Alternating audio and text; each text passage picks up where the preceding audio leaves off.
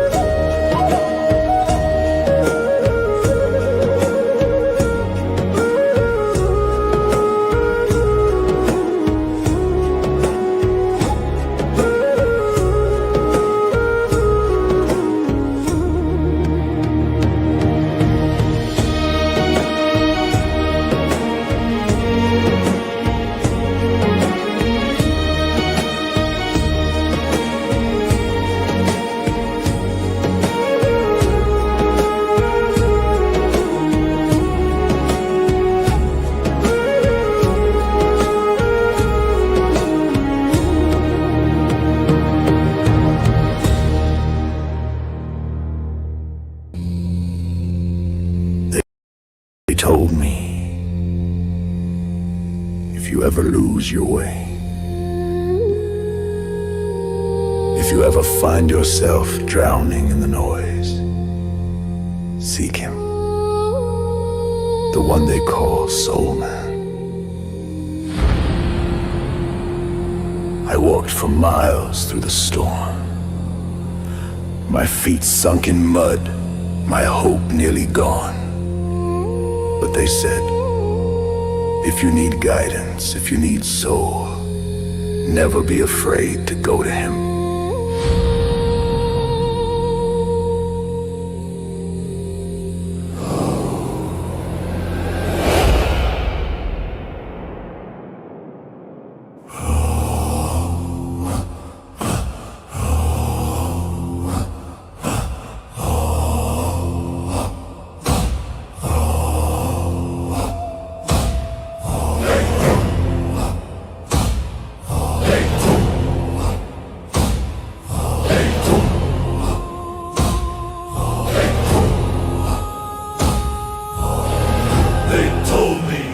If you ever lose your way,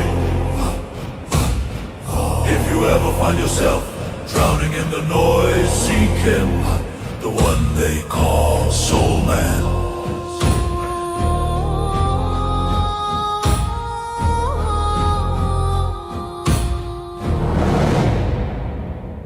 I walked for miles through the storm, my feet sunk in mud, my hope nearly gone. But they said, if you need guidance, if you need soul, never be afraid to go to him. Hey, hey! Ho, ho, Soul Man's the way to go. Ho, Soul Man's the way to go. Ho, Soul Man's the way to go.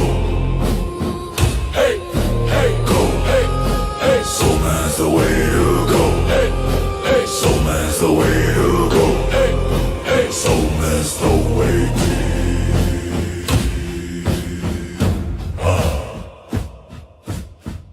Hey, oh, Soul Man's the way to go.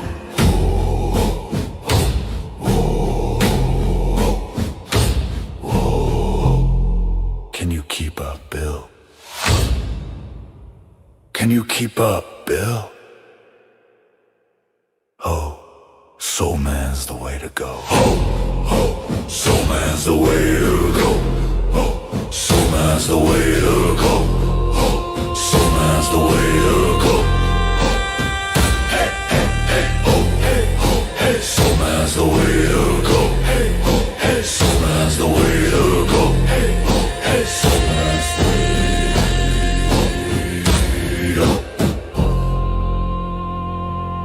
Gatekeeper, Bill. Can you keep up, Bill? Soul man's the way to go.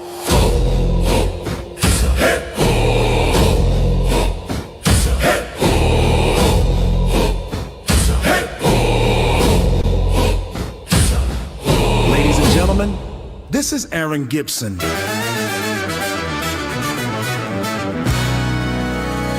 Welcome to Soul Man Live.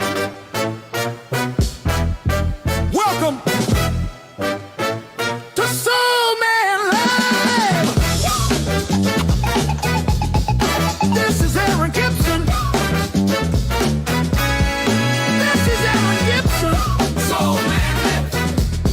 This is Aaron Gibson. Soul Man. Boys, excuse me. Where's the fart room? It's over there. This is Aaron Gibson. Soul man. This is Aaron Gibson. Soul man.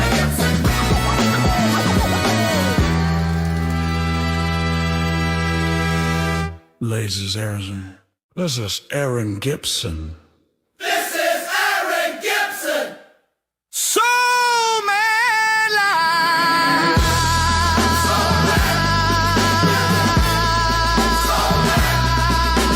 This is Aaron Gibson. Anyway, Friday night. Get away. Help, help, hey, hey, hey, don't you do it the bop, do it the bop, do it that, hey, hey, hey, don't you do it the bop, do it the bop, do it that. Welcome to Soul Man, and welcome to you, be you, hey, hey. We move like thunder, we shine like gold. Soul Man rhythm never getting old. Got a rhythm in my chest, the purpose in my stride. You can feel the elevation every time we collide. Lights flash, hands clap, time stop, boom. You be you, just enter the room.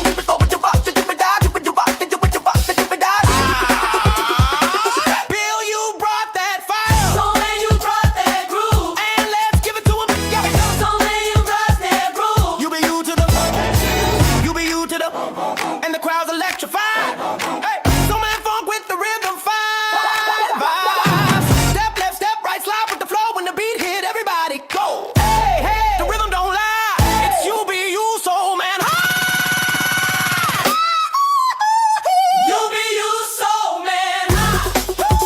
We got You be you, Soul Man.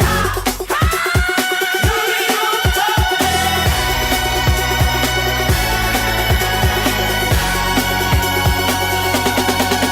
you be you. First of all, I think You be you. Soul Man hot.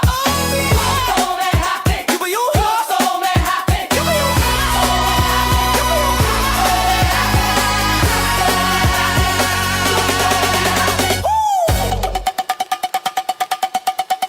Who we got 'em? Who be you? Soul Man live. Who be you? Soul Man live. Soul Man live. You bring the light. You bring the jail. Hey, do it down, do it the right, do it right, do it down. Hey, hey, do it down, do it right, do it right, do it down.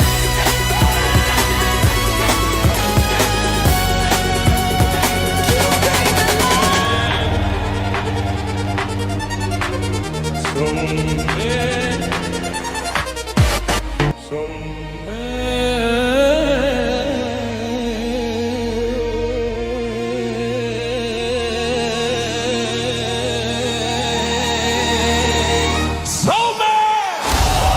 If you don't mind, we're gonna slow it down for a second. How you doing, Bill? Good, Aaron. How you doing? We're doing great. All right. Ready. Let's go.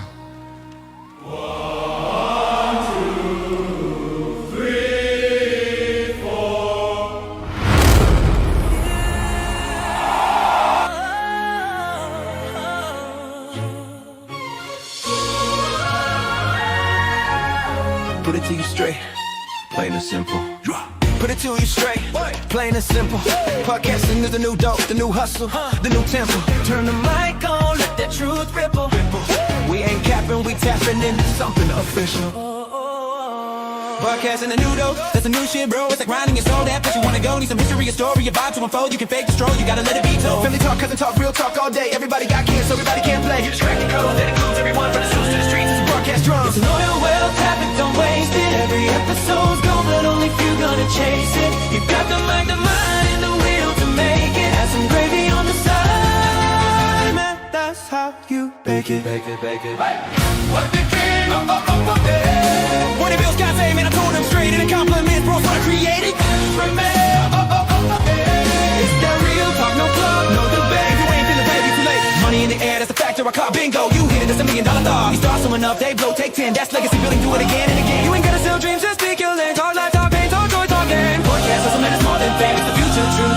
Seeing ahead, it's the new dog, yeah, it's the new hustle. Mic check, 1, 2, flex your muscle. Real talk, real hearts, no muzzle. Your story to go, that's the puzzle, puzzle, puzzle, puzzle.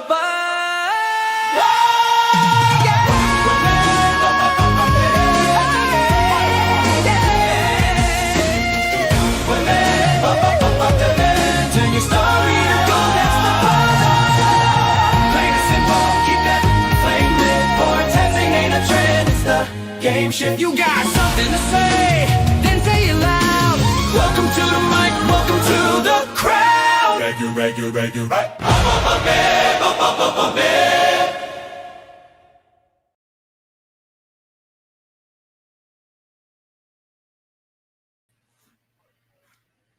Well, good evening and hello, everyone. There we go. Oh, I need a remote producer like you.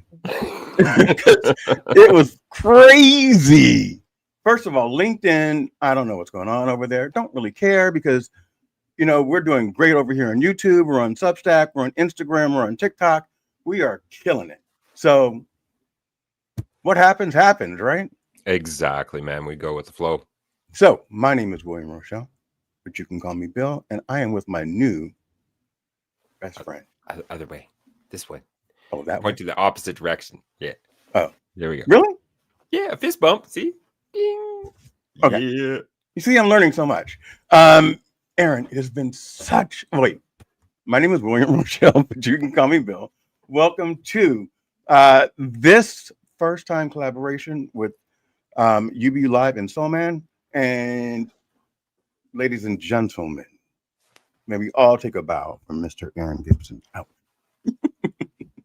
Oh, don't bow on my behalf. Well, I hit my head on the microphone. It's okay. So, what's on your mind, Aaron? Okay, nothing. So Fleshy mask? I don't know. So let's mute him for a second, okay, guys? I'm doing this specifically because you mess with Nicole all the time, hiding behind QR codes and little things up there, making sure that we know that you're the real man in charge, the remote executive producer. Am I doing it? Or should I go this way? Yeah, we got good. We got good. Okay. Nick, everyone out there, I want you guys to know how much this man loves Nicole and Galindo. How are you talking? Not that I muted you. Oh, you did. Oh, this is crap. Go ahead, you do it. Say it. Come on. No, that's not fair.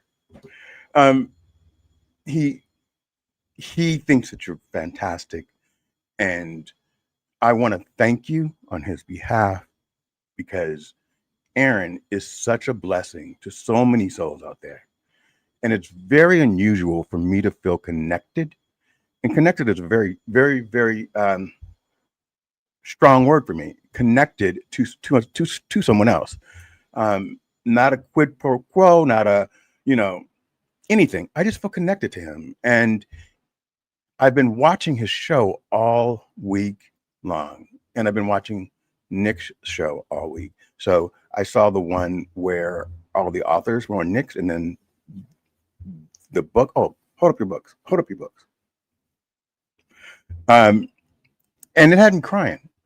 So if you guys have not gone to see Soul Man live, if you have not purchased your book, and I'm gonna let Aaron now say about the books. Go ahead, Aaron. So the first book was a note. Oh, sorry, I was looking the wrong way. A note to my family, I am your legacy. And the second book is a message to my family, I am your legacy. Sorry, I am here, and you are my legacy. Is the second. Got you. All right. So I wanted to open up with kind of like an Aaron Gibson look, but this is not working for me because I'm getting hot. Yeah, I'm feeling it too, man. Let's get to William vibe. I want William vibe. Yes. All right, here we go. Yes. All right. Now I can put my headphones on. I can hear loud. So there's so many questions I have, and I'm going to start with one that I want to start with this. So you recently said that you're on the spectrum. Yes, I am. All right. And I know many people on the spectrum. And it's very interesting how people don't understand that there are variants. And that if you get it caught early, people can, depending upon the level, how high you are on the spectrum, it's not a punishment. You can work through it. Can you explain to me what the spectrum means as a layperson? So the spectrum, I'm no professional by any means, just that disclosure out there. This is me talking to you. This is and this is I always take me, take care of everyone. For me, the spectrum it's a wide varying degree of the level of autism. Autism honestly gets a stigma behind it, in the fact that most people go from 0 to 60 in multiseconds. And what it is that there's certain leveling in degrees, and what it's based upon is not only their intellect level, but their demand for physical assistance. All right. The higher up on the spectrum, actually, the more genius they are. And wait. Repeat that, please. The higher on the spectrum, the more genius they are. Really? Yes, 100%. Those with autism, I know some that are on the upper scale, that you ask them a sports statistic, and they can start pulling it from their mental Rolodex like you wouldn't believe. Okay. And of course, as there's different variances and much more wider of a spectrum, in the fact, again, it depends on your level of dependency on assistance. So for me, I'm the lowest level on the spectrum. I require the least amount of maintenance. But there's also what you were kind of talking about at the beginning, which is like, if you find this out early, oh God, the things that I could have avoided, knowing the things that I know now, what I should have been avoiding and how to properly cope, that this would have avoided me a lot of different other things. Now, that being said, the world has shaped me in the way that it's meant to shape me. And I feel grateful for the fact that I learned later on. And it just, when I talked to my doctor and I finished doing the tests and he comes back, it's like, yeah, like I'm going to tell you now, and right. He was nervous. I was like, what? Just spit it out. I'm already living with PTSD at this point in time. So, what you're going to tell me on this little piece of paper isn't going to impact me that much. And he goes, well, no, you are referred to as what's an ASPE1. It's a low level spectrum person, but there are certain things that trigger you and will will affect you. And that's where I started to do, which is always priceless in this world. And my coach, Melissa Houston, out there in the comments, I see her, hashtag Melissa Houston coaching and consulting. Do your research and start exploring what people have told you. It was the same thing that I did when I learned that I had PTSD and realized I need to reach out to therapy and go, I need to put down the gears of war, the machine that I was, and honestly start reflecting on myself. Yeah. So discovering this later on, there's different uniform kind of what I don't know if they say there's different things for different folks. For me, I'm actually light sensitive. But I didn't Okay. discover this until later on. But by the end of days where I was working out in the sun and I didn't have any eye protection, oh my God, my head would kill me. I was very miserable, bitter, nasty. And I mean, everybody else is, doing fine with those sunglasses. And I'm like, okay, this is just a me thing, obviously a little bit weird. Strangely enough, because of the time and era that I came through, autism wasn't, honestly recognized in the spectrum or the broad variety that it is now. It was honestly swept under the carpet, and you weren't even considered to be on that spectrum unless you were a high demands person, which needed supervision. And that's it. They just need supervision, but their intellect is far superior than most. And that's where there's, a big misconception out there. And I'm always and let's debunk that. I mean, so how do you after you learned that you were on the spectrum, how have you shifted what you normally do in order to accommodate that? Or did you have to shift anything besides wearing glasses to protect your eyes? What it did for me was actually made me more conscientious of my triggers. So the things like when I'm driving, I always I have literally now 3 pairs of sunglasses sitting ready to go because again, squinting, strangely enough, in the career that I came through, and there's a thing that we refer to in kind of that area is masking. Because I went through undiagnosed, so I just learned to cope with a lot of the stuff. So loud, sharp noises. I don't like screaming. I got into the Army. I was in construction. I was in the worst possible places because I didn't know. However, we learned to improvise, overcome, and adapt. And there's just so many multiple facets within the autism world. It is so intriguing when you start looking into it. And I know that some people go, there's a lot of people, and got to be cautious of this. Again, I went to a doctor to go through multiple kind of tests to figure out where I was. How long did it take them to figure it out?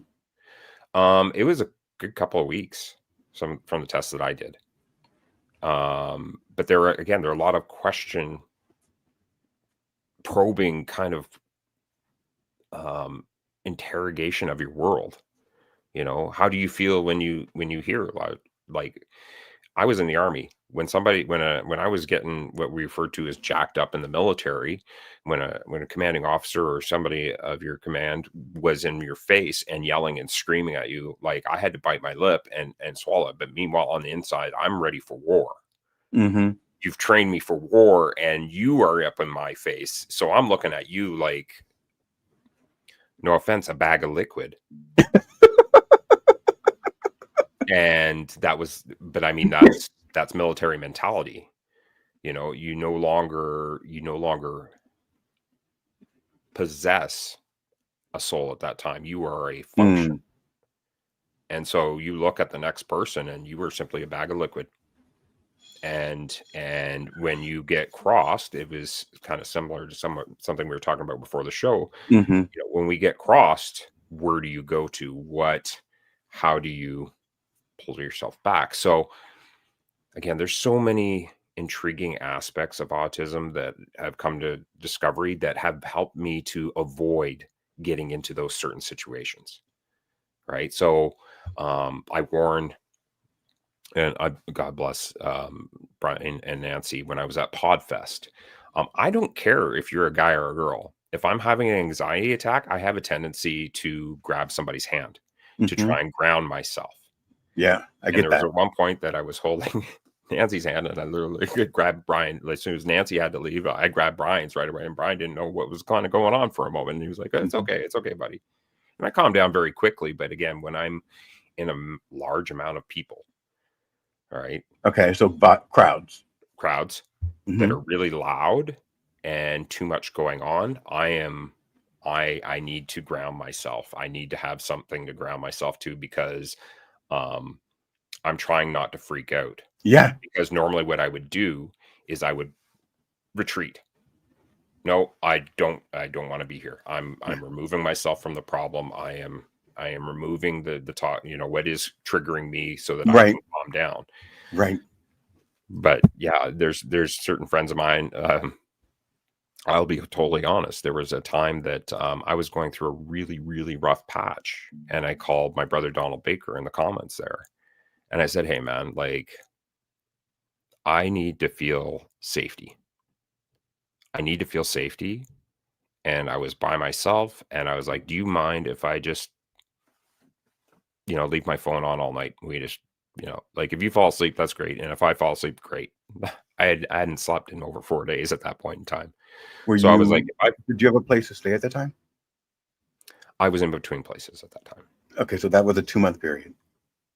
Well, no, this was about a month period. This was last year.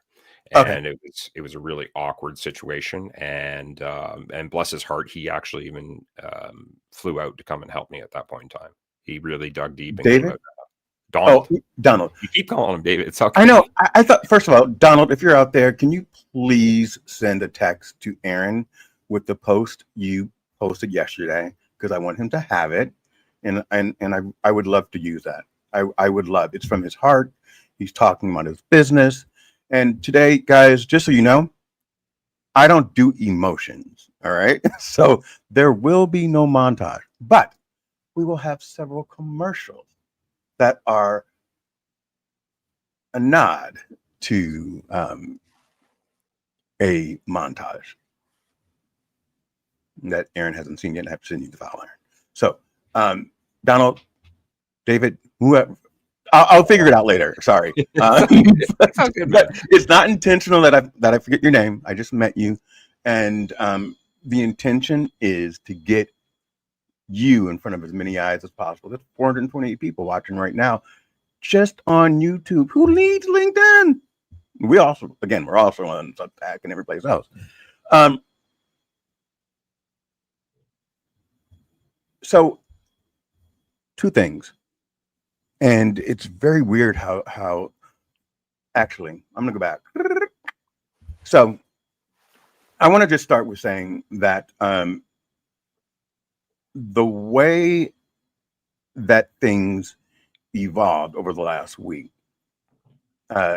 Aaron took his part and I took my part. And this is the first time Aaron and I have had a conversation. We have spoken, and I've made it very kind of curt so that we don't, like, I have to keep, because when we start talking, we really start talking. And I want to get to know him. I want to know Aaron Gibson. I want to know him. And I think everyone should. You're just amazing. But his parts were all the promos, all the great stuff, all the things that you saw, the movies, and it was just really great. But one thing he pointed out there that I was like, dang, he's right. That I'm the heat and he's the light. And that was a really great way to think about it, because we approach things differently. But one thing you said on our introductory call, and I think it was Aaron Gibson called me the first time on FaceTime. I'm laying in bed. I did. And I'm like, what? And I answered it, and the camera came on, and I'm like, ugh. And I had to take the camera off. And I'm like, fucking Aaron. So we went outside, we walked the dogs, and one of the things you said is that we have two different styles, but we're heading in the same direction. Absolutely. And it is very, very interesting that I think the connection's going to work. I really do. And I'm not going to do this again. I'll do this once a year. Okay, we'll coordinate for once a year. Yeah, once a year. But we can collaborate on other things. We can do Oh, yeah. songs. We can do other stuff. But Oh yes. both of us being on stage at the same time, that's stress. But the behind the scenes stuff, let's keep it coming. Minnie Mouse in your pocket. Mike, stop saying things. I don't know what you're talking about. You know I have anxiety, and so I'm going to start freaking out. I'm looking for a mouse now too. He didn't really say who that was, so Right? it could be me. It could be me. Fine. So it was a really great collab. The only thing that was nerve-wracking about it is Aaron has this really good way of not telling you what to do, but bringing the best out of you. So we started with the song, right? I sent it to Aaron. Aaron said he liked it. There was a bunch of what was it? A bunch of smoke and then the twirly thing and nothing. And he said, yeah, it looks great. And then I looked at what Aaron, like he produced something the next day, and I'm like, oh, I can't do this. This is terrible. And I spent like the entire 7 days trying to get that song synced with everything. How do you think it turned out? I think it was fabulous, man. The visuals were amazing. The energy that you set. I mean, everything that comes out of when we get into these little creative moments when we're creating these videos as us as creators, that music sets the tone for everything. Music tames the savage beast. That's been known throughout our lifetimes. And when you get the tone and you start picturing the visuals that go associated with that music, Mm-hmm. then you start to see kind of what you produced, right? Which was, again, this high energy, welcome to the show. We're going to have a great conversation. It's going to be fire. Bring it. Yeah, thank Bring you. And the best part was I was more concerned about highlighting you than I was about highlighting me. And because it's a collab, right? So when you're doing stuff, you're like, all right, let me put all the Bill Rochelle stuff in there. But you have such a rich life. And I say that in the best way possible. You're surrounded with love. You're surrounded with people that care about you. You're changing lives every single day. And one of the things that upset me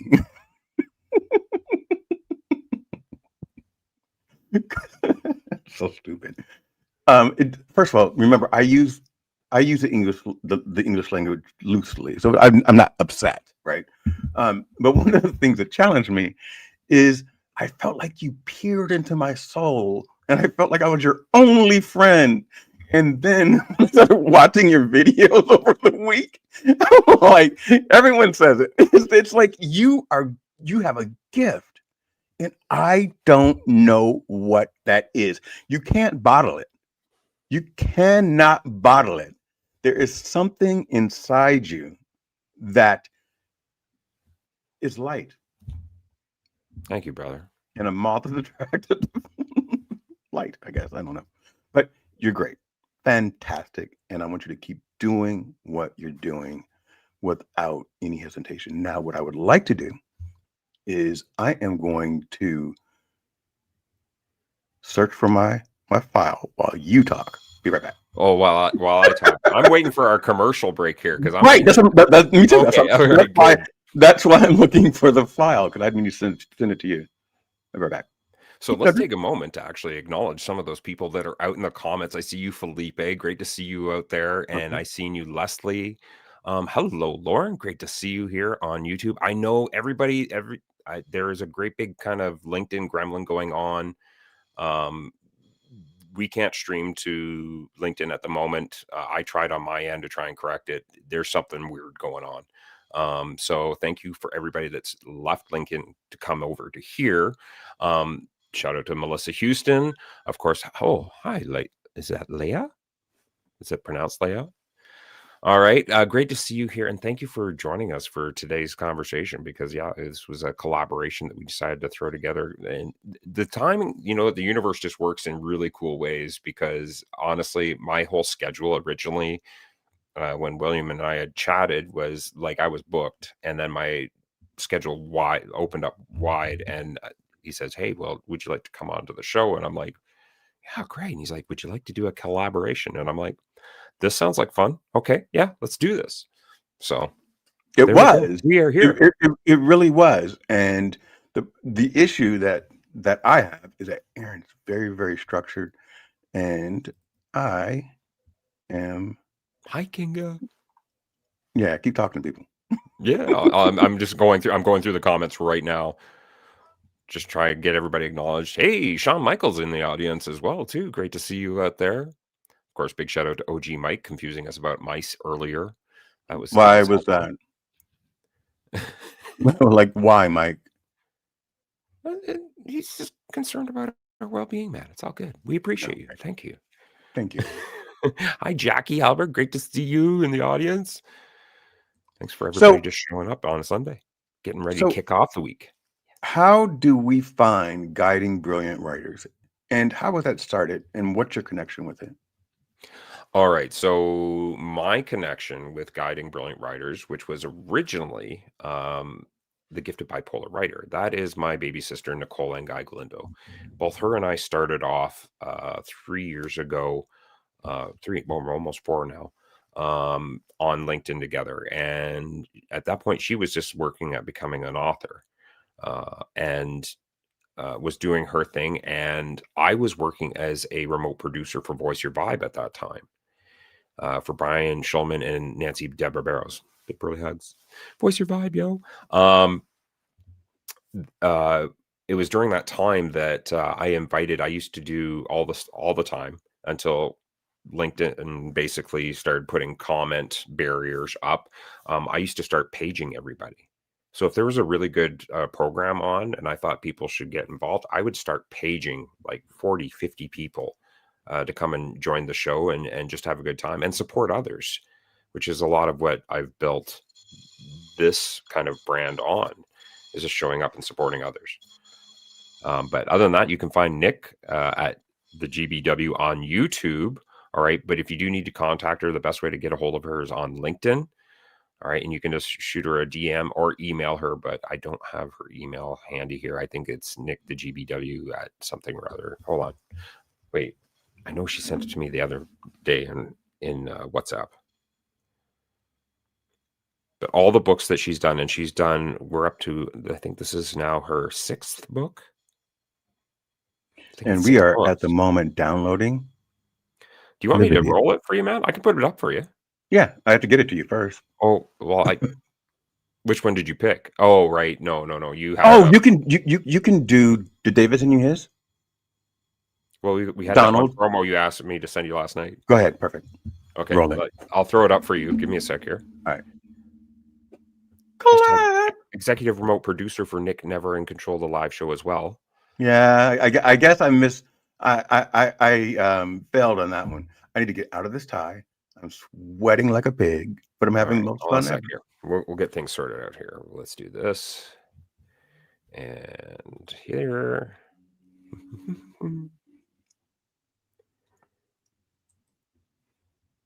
And we'll be back in 2 and 2.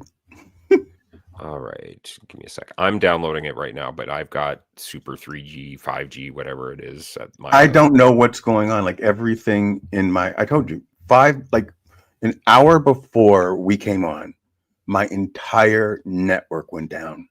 And I had to, my file just downloaded. And I had to reset everything.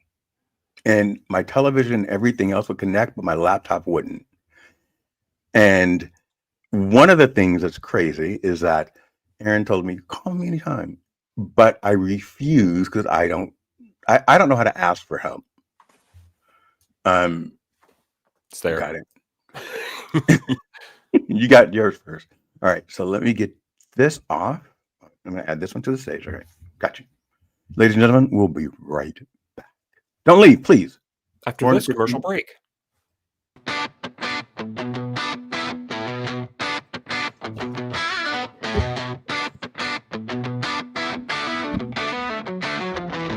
Lights flicker, stage burns high. Sweat drips, heart won't stop.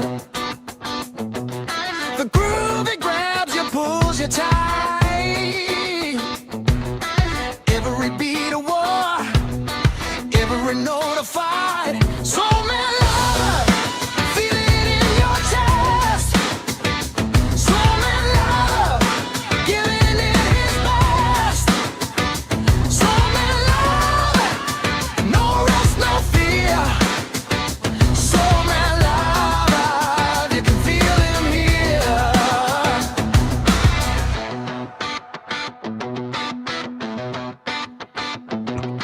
Hands reach sky, the crowd explodes. Baseline hits like heavy loads. Scratch that record, make it scream. Electric thunder feeds the dream. Do you hear it? Do you see? The rhythm lives, it sets you free. So man, love, feel it in your chest. So man, love, giving it his best. So man, love, no rest, no fear. So man, love, you can feel him here.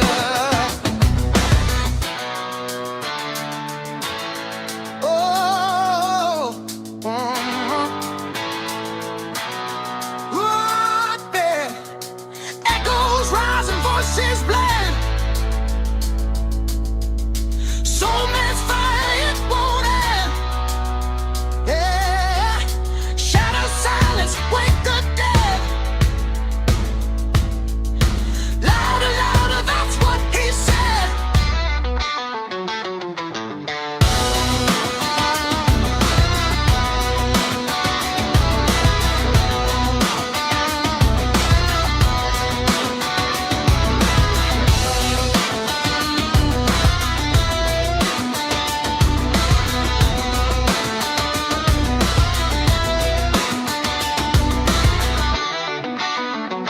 Soul man, love, feel it in your chest. Soul man, love, giving it his best. Soul man, love, no rest, no fear. Soul man, love, you can feel him here. Soul man, love, soul man, love. So man,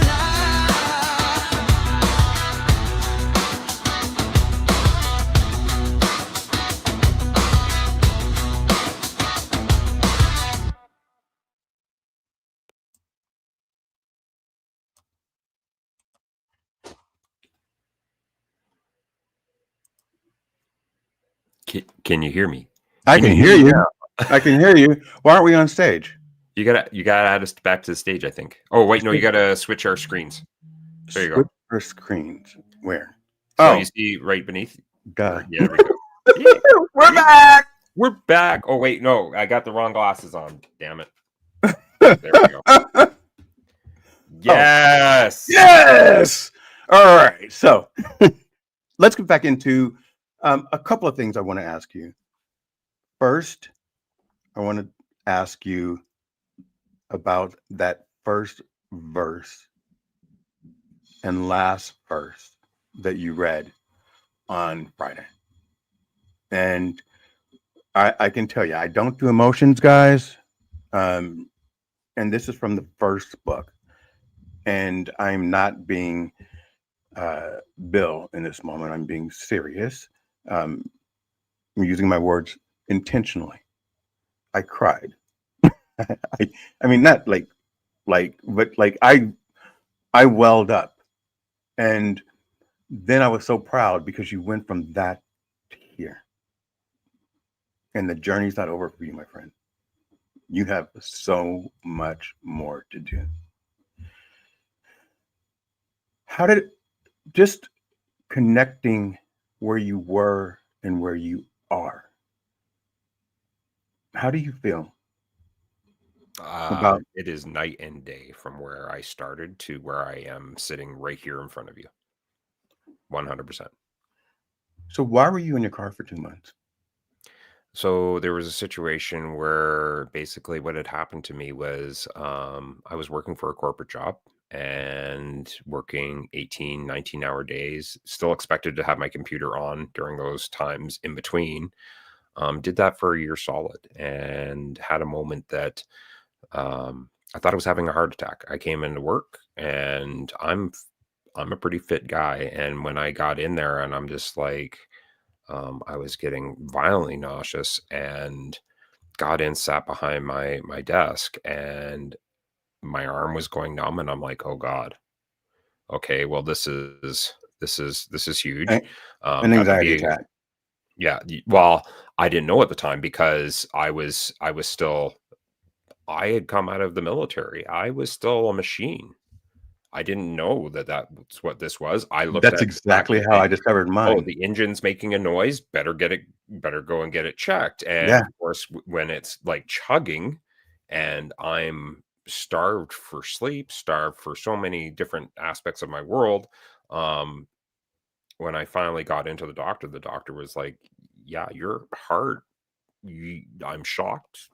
I acknowledge it. I'm still working on it, but I'm a smoker. And so my heart should not be the way that it is. And he's in shock that it's like that. But he goes, your heart is fantastic. What you just experienced was an anxiety attack.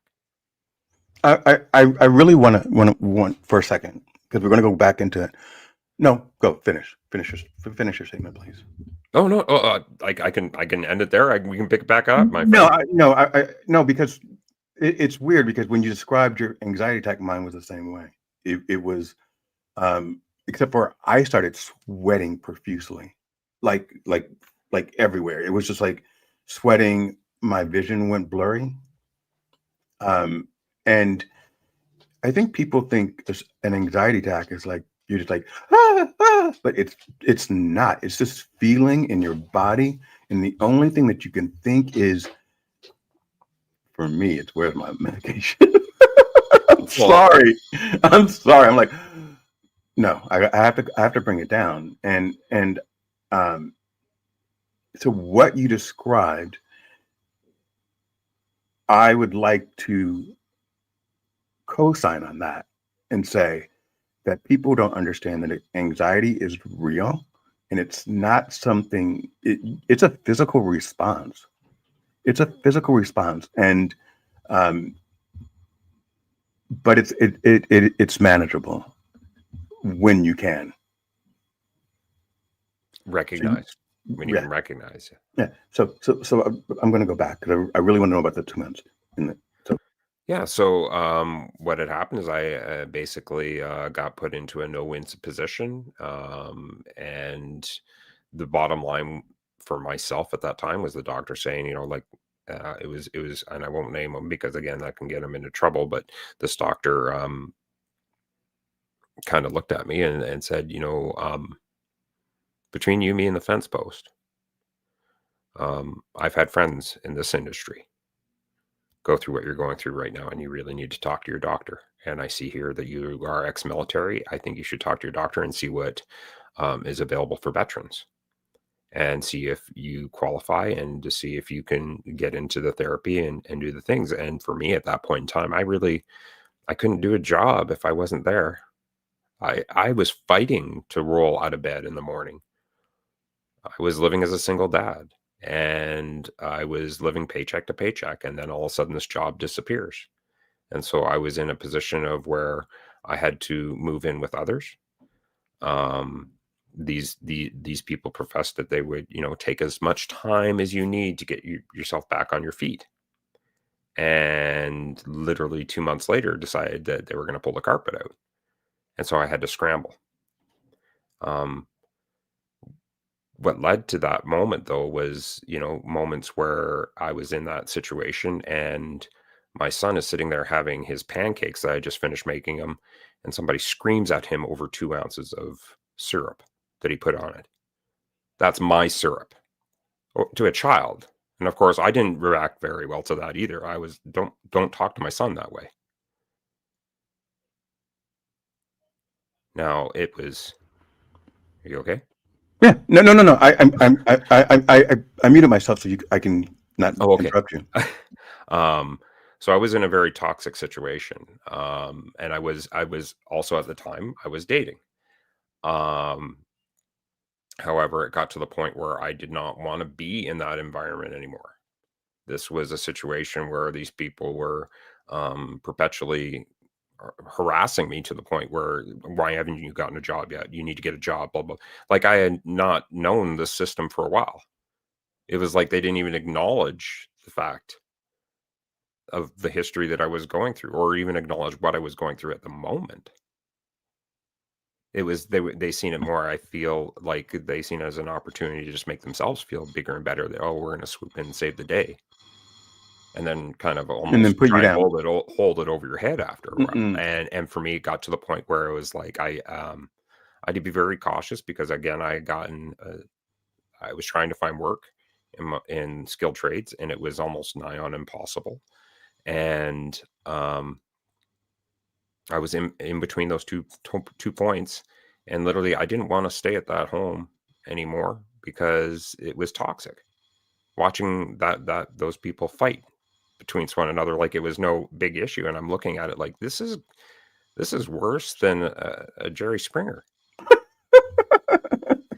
And this was not what was, again, professed. And so what I was doing for 2 months was the person that I was dating, I would say that when I wasn't there, I was saying, oh yeah, I'm going home. And for them, they thought that I was over at my girlfriend's. And so for me, I was terrified because my biggest fire in this world is my son. And if I felt fearful at that point in time that if I had told my co-parent that I'm living out of my car, that I would never see my son again. And at the same time, still trying to make sure that I'm supporting him and giving him the things that he needs, but I'm unemployed. I've got to find a job. I've got to fight back. And so through that, I literally slept in and out of my car for 2.5 months. That's why I'm missing the majority of my teeth. I lived off of raw craft dinner and tuna for 2 months. So but I learned to survive because of the Army. So one of the things that we'll talk.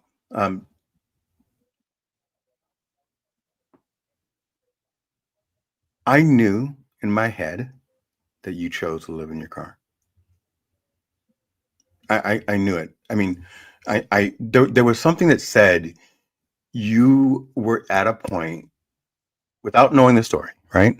That you were at a point where you could do this or that, but protecting your mindset would be more important. And I also had this feeling when you described it that it wasn't, and forgive me if I'm wrong, right? It was living, it was displaced.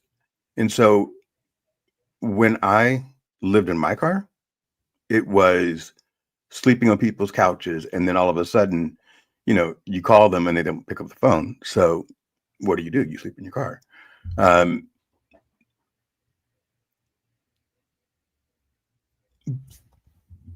How did you get out of that? Fought every day. Every day, sitting on my phone. I've literally, for the last 10 years, lived on my phone. That's the bill I could afford to pay. Those on top of child support and taking care of credit card debts after a divorce. Yeah. I did it on my phone, and I was on there and I was plugging away trying to find jobs. And I was also on LinkedIn at that point in time. So trying to find jobs, how long did it take you to find a job, or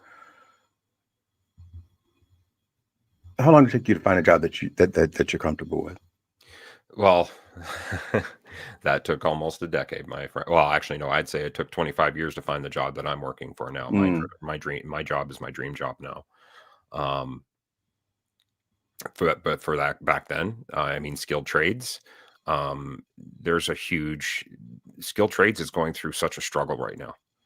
Um, not only and I don't mind being the pillar point on this is there's a lot of skilled trades out there right now not making overtime wages. Yeah. 100% not making overtime wages so that the company can save a buck. When it's their blood, sweat, and tears, regardless of which gender they are, that is out there making that work happen. It is them that are creating the return calls because of their Yes. service and the level of service that they're providing. So for me, it was try and find a good skilled trades job and one that was going to fit the role that I was in. Me being a journey person, um, I'm at the higher end. So I'm also a lot harder of a hire because now you're taking on somebody who's a lot more expensive to bring onto the payroll. Yeah. And normally when you bring on the older cats, if you've got the right crew, and this is the mindset out there, that's why I feel it's so archaic. The mindset in skilled trades, you can either have a good thriving company, and I've worked for those companies before, or you can have the toxic companies where you're a number.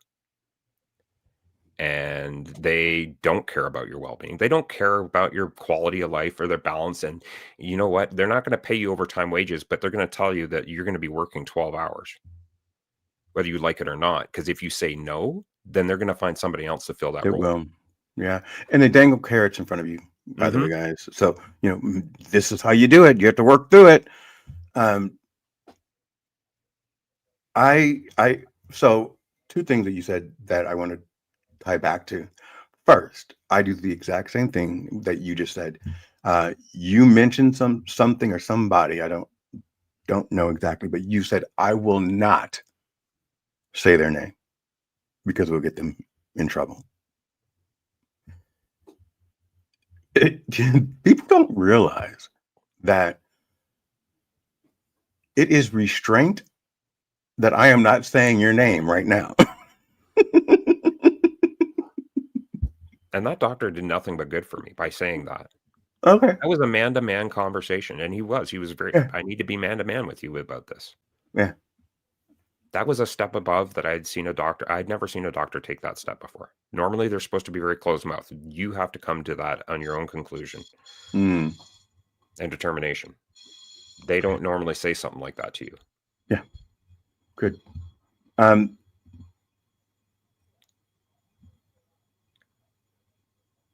What is the one area in your life right now that you think you haven't concentrated enough on? Oh, God. I should pull Melissa Houston up here. Bring her up. Melissa, you want a link? Come on up. Send her the link. That's just it, man, is when you get to, I look at myself kind of like a mix between Keanu Reeves and the Big Lebowski, the dude. That's kind of me. Okay.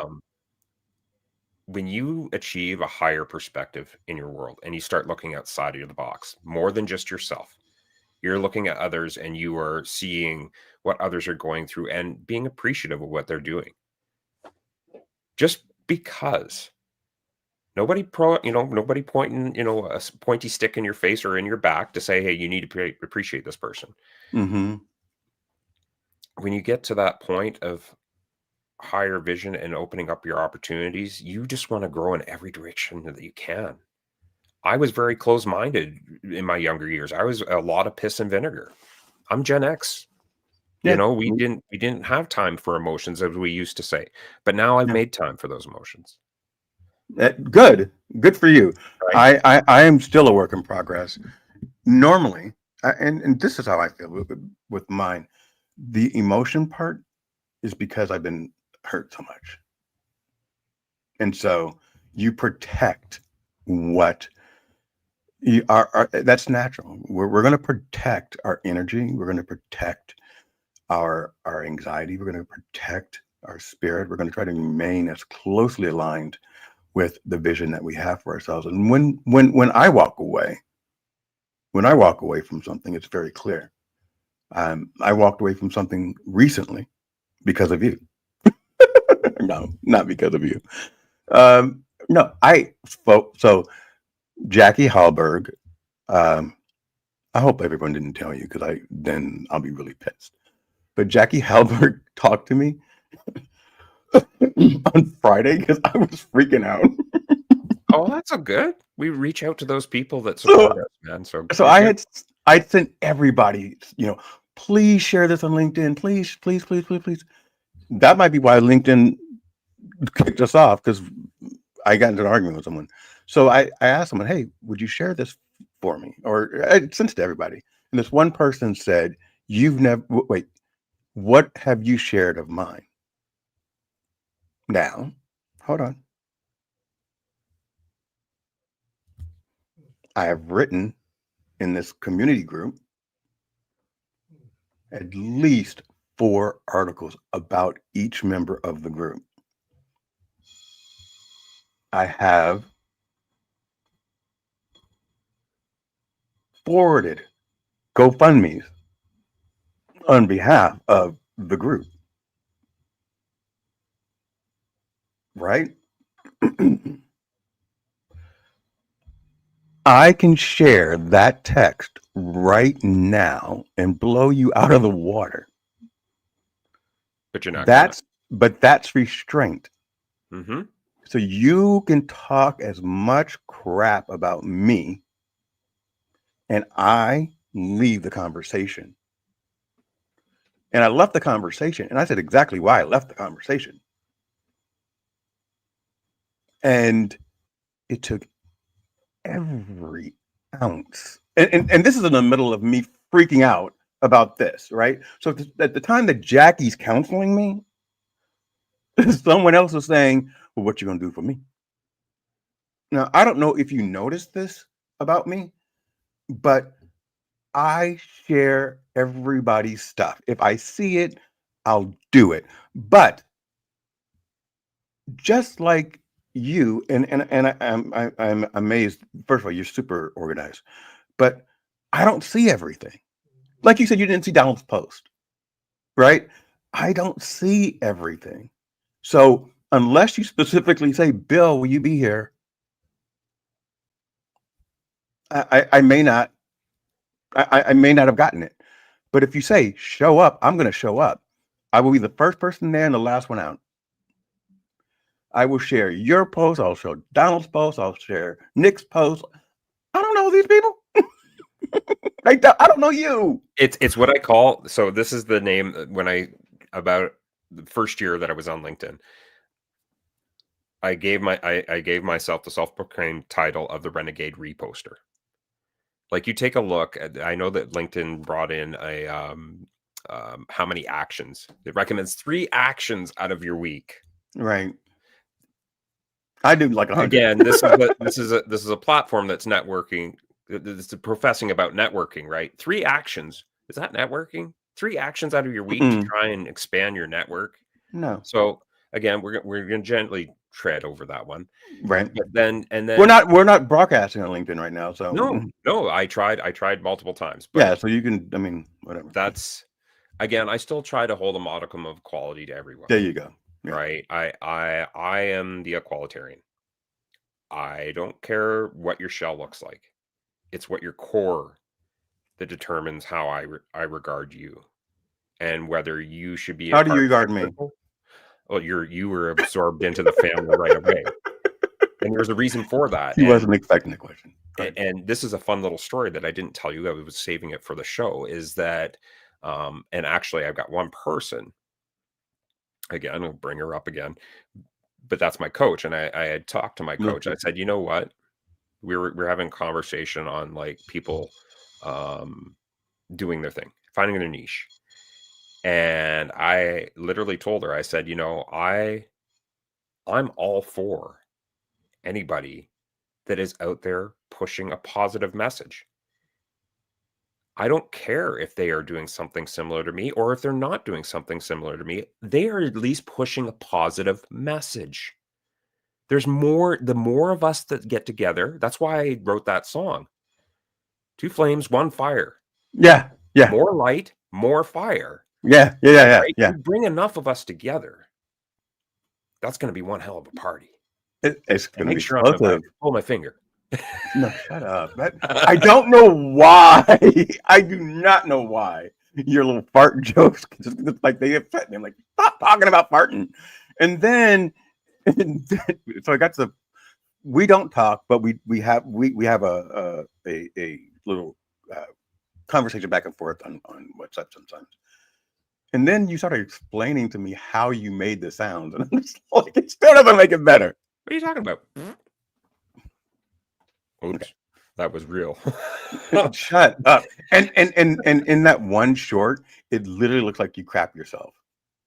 Yeah. That's and run away. That's why I'm just like, I've looked at it like 3 times, like, why does he do this? But it's like you have to watch, you have to look. It's your energy. You're just like, I don't know. Anyway, One of my you core talk- principles, man, is to make a person smile. I don't, any person, strangers, I do it all the time. You know, and the really weird thing is that I have complete strangers come up and just start opening up to me. That's because the worst day. there is something, you have something. You have it. And anyway, I'm going to stop saying it because do you remember Arsenio Hall? Of course, I remember Arsenio Hall. So what would annoy me is when Arsenio Hall would bring on Eddie Murphy and then they would start like both like, oh, you're the best. Oh no, you're the best. Oh, you're just shut up. I mean, just let's have a conversation. Yeah. Have you ever done a GoFundMe? I did. I actually did a GoFundMe when I was in a really unfortunate situation. I had finally gotten to the point. I'd finally gotten to the point where if I didn't make that change, again around the same time that I was living out of my car, if I didn't make that change, I was going to lose the car. I was going to lose my phone, and the next step would have been completely out on the street. So there was no alternative route. There was no other places to go. There was nobody else to reach out to at that point. I had to make an effort. Would you accept a GoFundMe?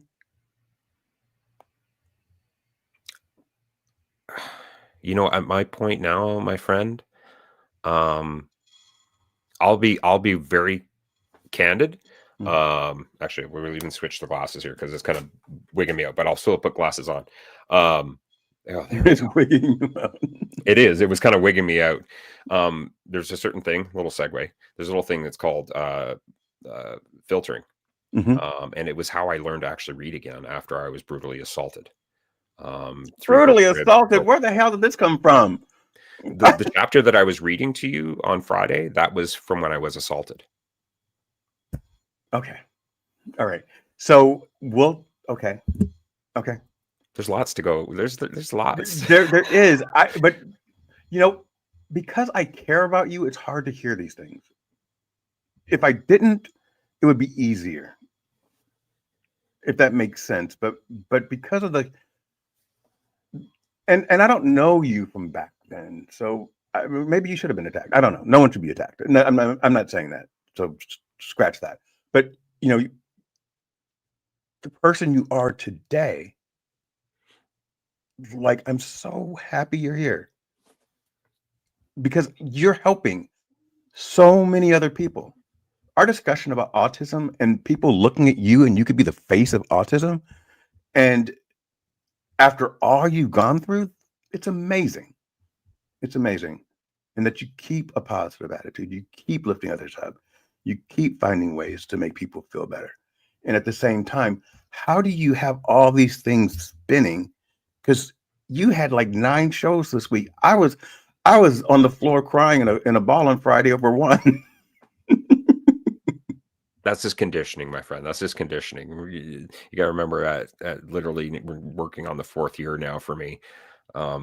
I've had a lot of conditioning. I got a lot of great training from the people, Brian and Nancy, when they brought me on Voice Revive to teach me about production. They took a lot of time with me to teach me a lot of the in and outs, and I'm always so grateful for them bringing me under their wing. I didn't have any proverbial family at the time. They became my family at that time, and so did Nick, and so did Donald. Donald was the man that was with me right before I even got onto streaming. And the family's just grown into this beautiful family now that I have of people giving back that are selfless, wanting to just genuinely help somebody else, regardless of who they are. And there's those that obviously take advantage of those systems or maybe don't fully understand the capacity of what those people are offering. Aaron, But they are part of my circle and they are valued every day. There's not a day that I don't wake up that I don't think of each one of them, and grateful to the fact that I want to wake up and get out of bed now. Aaron, We Aaron, ride together. Yes. I asked you, would you accept a GoFundMe? And we're talking about Donald. So I know. I know, because you I don't want have- to talk. You don't want to focus on that question, and so you diverted it. Well, I did because I don't know. Okay. I'm still struggling as a content creator. I am struggling. I've donated a lot this year. I've done a lot this year. And end of the year with certain things going on. But I have this feeling of something big coming my way. It is coming. So I away. don't want to take on a GoFundMe and then moments later say, you know what? Because if I do, the next thing I want to do, if that ends up happening, if my fortunes do change to a point where I am, making money off of what I'm doing, then I would just use that money to elevate Soul Man Live for charity. I want to be one of those content creators that is literally walking out and handing out blankets to those out on the street during the wintertime here in Calgary. Having the ability to just go out and do a grocery shop. Hi, we're going to take you, or just show up at the till for somebody that you can see is struggling and just pay their grocery tab from. That's where I want to get a sponsor involved in Soul Man Live, is where I can start to do those things that actually give back to the community a little bit more. And then chance, hopefully, no, we're going to manifest it. It's going to happen. It's going to happen. I want Soul Media Live production to be a production tour. I literally want to tour the US and Canada. And I want to collect all these fantastic content creators along the way when I do this. And I think you can do it too. I believe I can. And that's why I say I'm going to manifest it. And I know my coach will back me up on it. I've talked to her about it too, is that, this is where I want to go with it. I want an opportunity to make the right kind of money. It's not to make me rich. I have a fantastic job that is doing that portion. Right. And it's keeping my head just above water enough. And I'm not a greedy man. So I don't ask. I just try and press forward. So would I accept a GoFundMe at this point in time if my little knowledge and insight of what might be coming my way or what should be coming my way over the next little while is going to happen? I would love to take it on, but I don't want to, I'm one to be very candid and honest, and I don't want to bamboozle money that was intended for a certain reason. So I am one to just patiently sit and wait until that time happens. If it gets back to that point again where I need to reach out for help, I've been there once before. It was the hardest thing I ever had to do. But once I've done it, I know my limitations. I know my boundaries, both soft and hard. And my VPN just kicked back on again to say that you are safe. It just totally took me off your screen. I was like, oh, hi, VPN. I don't take any more than I need at the time. I'm a survivor. This is the way the Army trained me to be. Good. So I'm if that glad money that can you're go a towards survivor, others- but you're also meant to thrive. And I know that you want to give it to others. And I'm not. And the answer is no. You don't want to do a GoFundMe. It was just a question, right? We're just asking questions.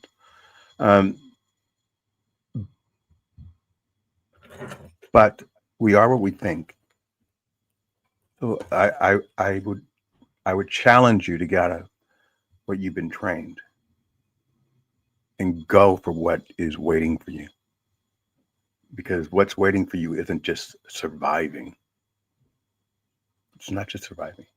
You're someone who needs to thrive, and people need to meet you, and people need to see you, and understand that your energy is exactly what people will receive when they're in your presence. It's funny you said about touring, because I actually thought about that today. That's why I was so quickly was like, you could, because I actually in my head saw it. And so whatever you need. I want to be that background scenes producer again, man, and literally be leading the charge with all you fantastic souls on the bus. Yeah. What a great trip that would be. Yeah. I think you can do whatever you want, and the sky is the limit. But I want to do more than survive. I want to thrive. And by me thriving, then I can help everyone else. Well, I fully acknowledge, yes, I am still somewhat complacent on being a survivor. 100%. I'll acknowledge that. Okay. But you're more than that. You know that. As I always like to say, I'm just me, man. Okay. I'm All the right. dude. I'm the dude. Okay. All right. Keep it like that. All right. So, what questions do you have for me?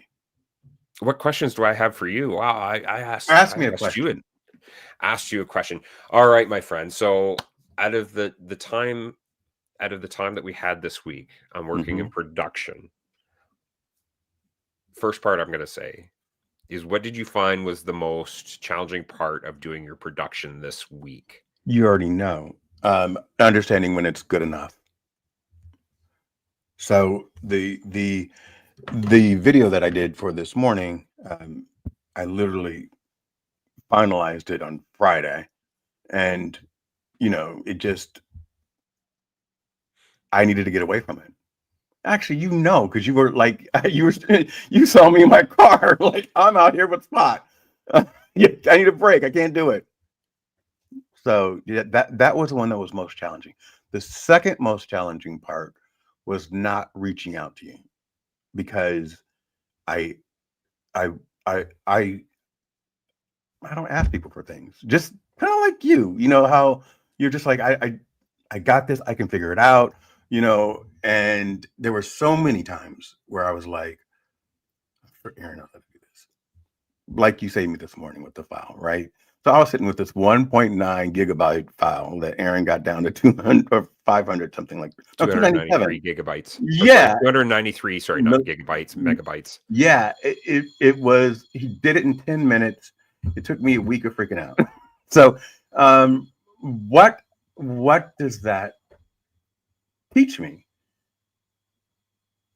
What it teaches me is that I need to understand that not everyone will let you down, and that you can depend on people, and you can ask for help without judgment.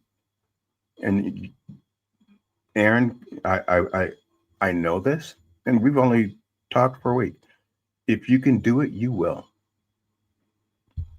If you can do it, you will. And so that's why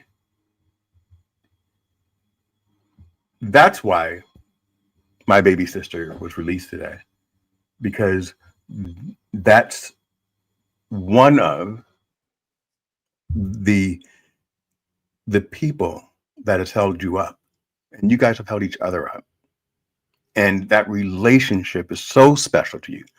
And when I'm watching the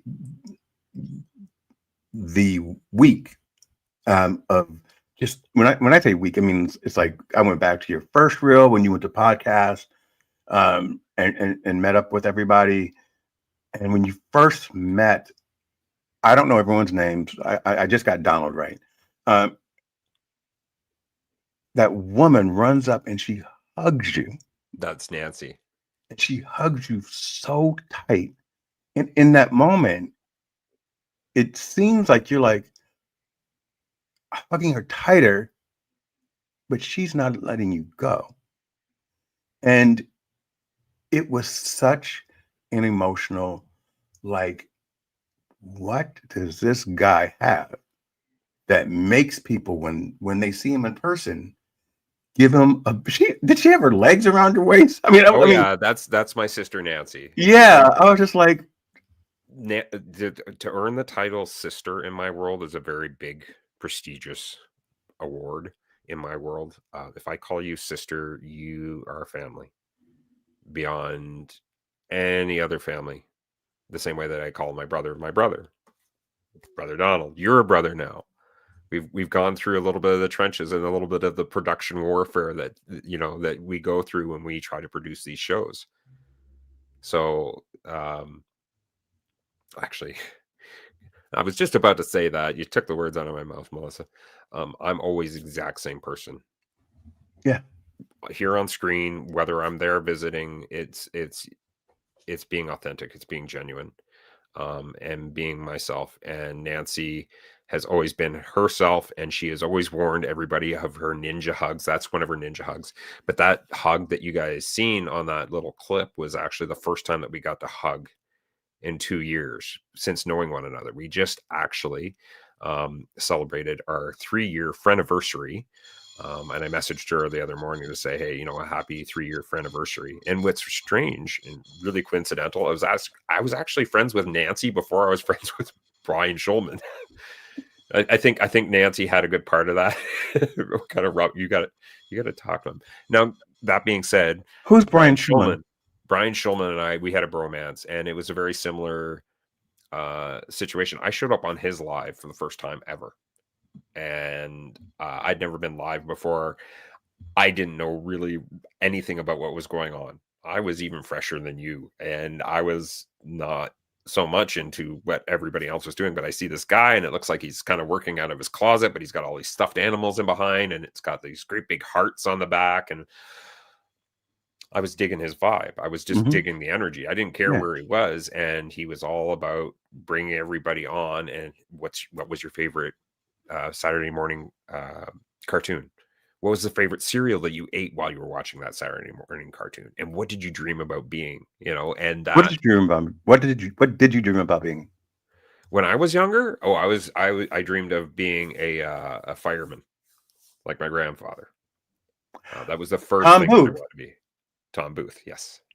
So not fun, but interesting fact. He passed away on my birthday, which was very, very weird. When I was looking through the slide, and I wasn't born this year, but my birthday came up. Don't say it, but it was like there's some like I don't understand it. It was weird. The universe works in weird ways, my friend, and it'll pull certain people into your path that will amplify you and take you to the next limit. And I'm probably going to hear the giggles a lot afterwards. One of my favorite kind of sayings was something that I posted about quite a long time ago on LinkedIn that I just shared again yesterday, which is going the altitudes that we're like rockets. And I forget he's got the most amazing voice. Hold on. What am I doing? What'd you do? I don't know.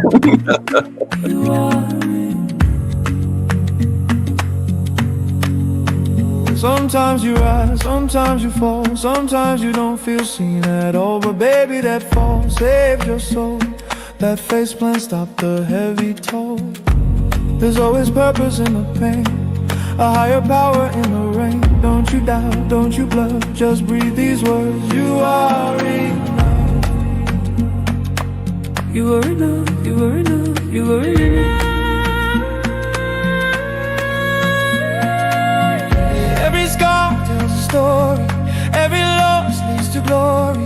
Every no becomes your proof, say it loud. You are enough. You are enough. You are enough. You are enough.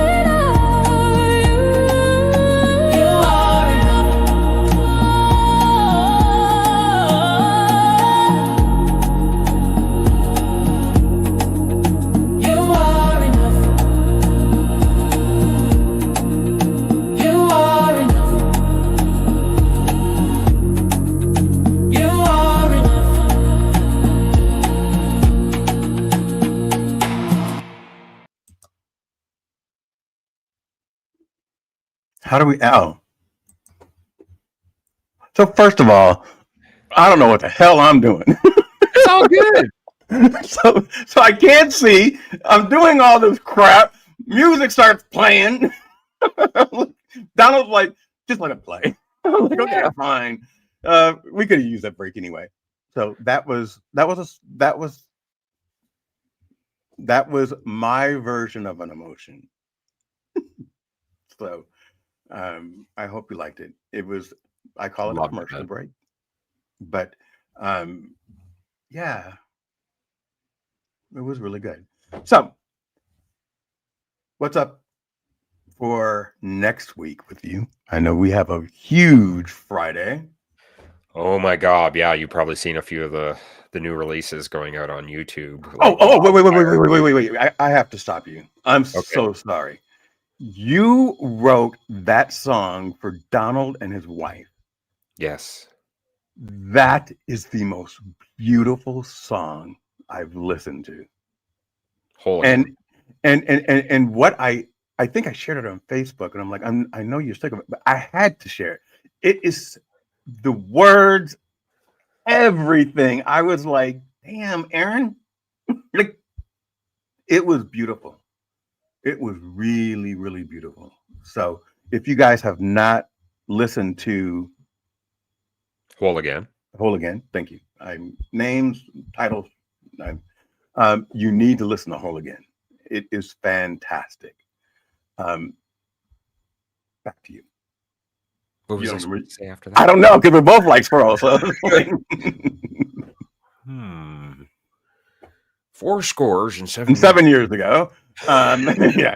So no. So we went.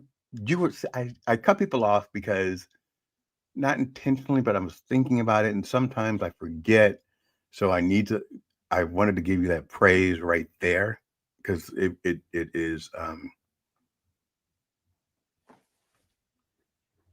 It's deserved, and it is. And I've written it, but I've never gotten a chance because we don't talk to tell you in person. I appreciate you, brother. I really do. But we weren't talking about this long, so I pushed this off into another direction. So how do we get back? Well, you were asking me what questions did I have for you. That's where we kind of spun off. There we go. And I had asked you your question, and then I was going to give you What was some your question? Well, what did you find the most challenging this week out of the production? Right. And so the one thing I wanted to follow up with you is that your growth from your shows from weeks prior has been phenomenal. Again, your music choices, and you can see the effort and the heart that you're putting into your work. And yeah. And I was pissed at you all week because so this is how Aaron operates, right? So I sent him a file and he's like, this is dope. Even Dylan loves it. And I'm like, okay. And I'm looking at it and I'm like, it's just a bunch of steals. And Aaron's like, just like your stuff is fire, right? So it wasn't until I sent you the version, the almost finished version of the one that we actually did, where you were like, this is what I expect. And I'm like, why didn't you say that earlier? So you should let me because you have to come to it on your own. It's not for me to tell you. This is your show. This is your production. This is the way that you want people to see your message. And so that's why I push the way that I do is, yeah, I'm going to tell you that's fantastic. But you drove yourself. Yeah. And pushed yourself harder than I ever could have. Yeah. Right? And look at the result. Your heart is on that video. All the videos that you've put together this past week. So your heart is showing more and more in the work that you're doing, and you are growing and evolving at the same time. Our entry point into where we came in, you may be fresh and new, but you're going big places too, my friend. Hey, well, you know what? And we have so many similar philosophies. There's room enough for all of us. 100%. I am not in competition with you. If you rise, I am going to clap for you as hard as if it were myself. I really, really would. And I truly believe that when you give without expectation. 100%. You give without expectation.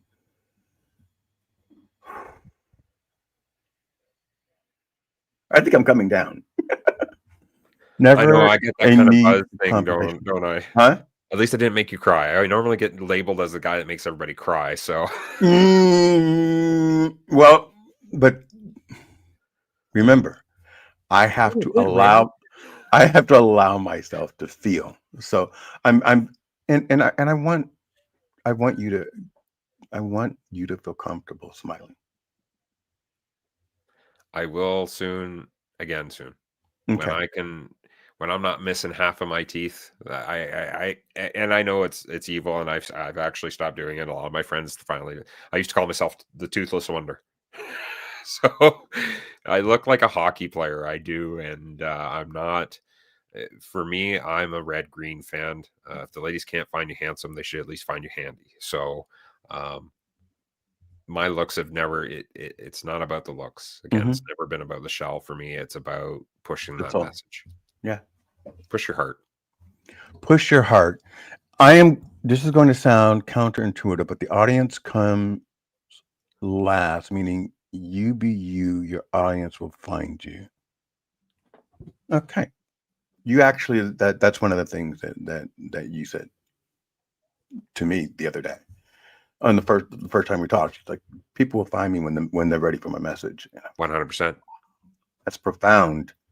There were so many little profound nuggets that you were like dropping, and I was just like, wow, like this guy's great. The only thing that I wish we could have done better, which we will, is communication, because I was so hesitant to communicate with you, like to reach out and things like that.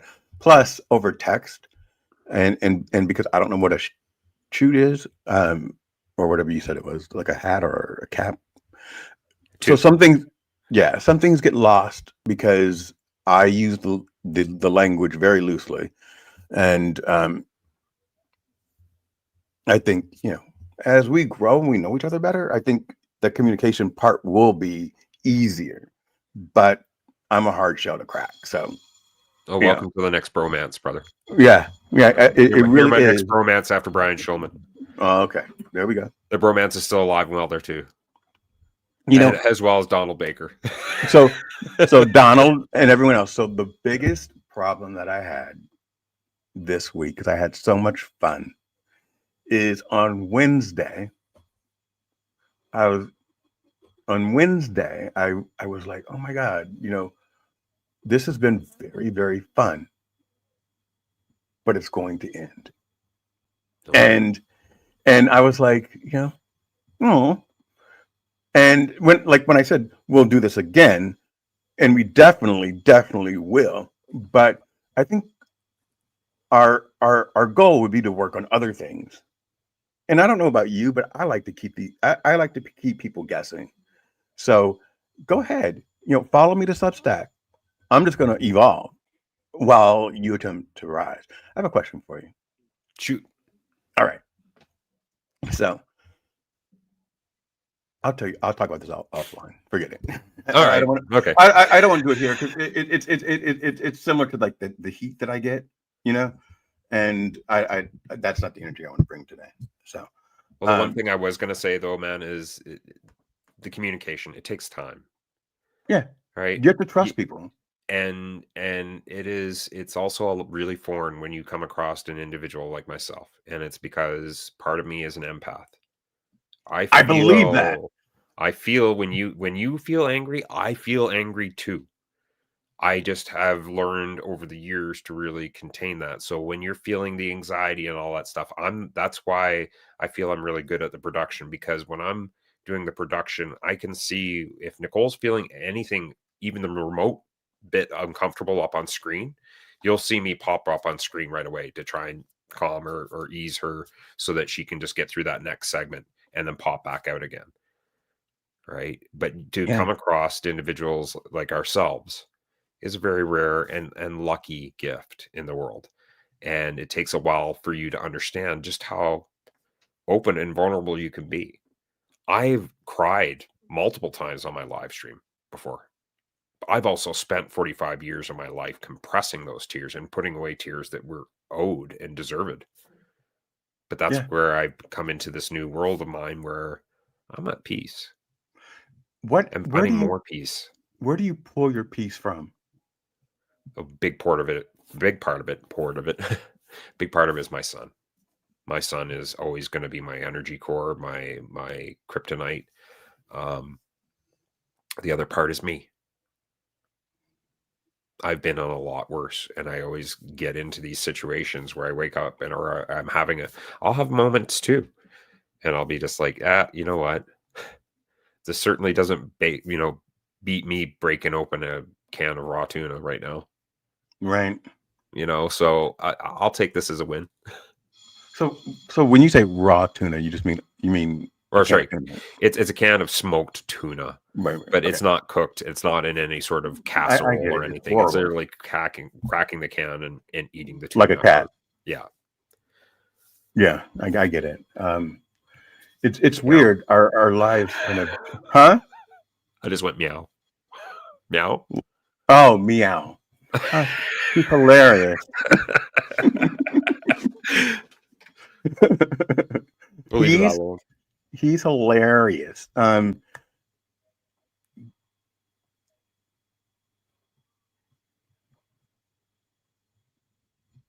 Literally a squirrel. Like you could say one thing and then my whole thought drops. It's So, okay. I can finish off where I was going, and please. which is, guys, it is okay to feel the emotions. It's okay to cry. Doesn't mean you're out there. You know what? The best way to sum it up is actually a wrestler from back in the day, WWE, Macho Man Randy Savage. And I remember seeing it as a kid. And he comes on there and he's, I've cried a million tears. I'll cry a million more. I've slithered with the snakes and I've soared with the eagles. But I'll rise up the next day. Damn. Macho Man Randy Savage. It's okay. Us as guys, it's okay. And now that we can start to communicate a little bit better, our worlds can become a little bit better when it comes to men's mental health. And Absolutely. having a fellow colleague just come up and say, hey, you know what? I have some shit I got to dump. I agree. One of the things that helped me on LinkedIn, and I want to just do this shout out, is Kenneth Dunner, Mike LeBlanc, Felipe Cofino, Peter Mofler, Jeremy Burdick. Those guys were during the last couple of months, we would meet after Noni's show, and we would just have a men's circle, and we would just sit and we would just talk, and we would let things out, and we would just share, and they've been very, very, very supportive. And I want to thank Kenneth Dunner, because he was the first person that really took an interest in my show, and he started just sharing it, and through that, we're here. And one of the things that's interesting that I've never told you is, I think after Noni's show, that's the first time I saw you, and it was your season finale, and I think everyone was going over there, and I was going to ask Kenneth in that moment. I was going to say, hey, can you introduce me to this guy, because there's something there. But then it kind of like slipped my mind and everything else, and I don't even know how we connected. It was after the first. It was after the first live that I caught you on, and you were having your talk about business, and you said you were just discovering about Nick at that point in time, and I was like, well, I just happen to be her executive remote producer. Do. I can get you hooked up with that, no problem. Boom, and then we made it happen. Okay, so that was the beginning. Yeah. So I believe that this has been a great talk, a great share. Um, I wanted it to be kind of silly, but I think what we shared was the right message at the right time for the people that are out there. Um, talking about mental health is important. Talking about how you're feeling is important. Keeping your emotions pushed down is toxic. It's something that I really need to work on. But there's two parts of that. And the two parts is that when you let your emotions out, you're vulnerable. And I've always felt disposable. And that's not a good place to be. And because I felt disposable, when people treat me in a certain way, like, what have you done for me? Like, how much more can I do? I have to cut it. Like, bye, bitch. I got to cut it. And it's interesting too, because there, um,